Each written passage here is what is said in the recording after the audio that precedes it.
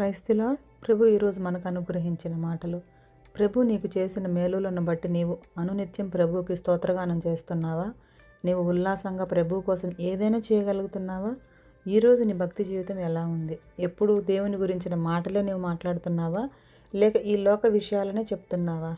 భక్తులైన వారు తమ పడకల మీద సైతం ఎప్పుడూ ఉల్లాస గానము చేస్తూ తమ దేవుని స్తుతిస్తారని కీర్తనాకారుడు ఎంతో ఉత్సాహంగా చెప్తున్నాడు. మరి అటువంటి అనుభవం ఈరోజు నీకుందా? ఒకవేళ ఇప్పటి వరకు అటు అనుభవంలో నీవు లేకపోయి ఉంటే ఇప్పటి నుండైనా అటువంటి అనుభవంలోకి నీవు నడవగలగాలి. నీ నోరు ఎల్లవేళలా ప్రభువుకి స్తుతిగానం చేయాలి. ఎల్లప్పుడూ ప్రభువుని గనపరచాలి. ప్రభువు గురించి అనేకులకు ప్రకటించాలి.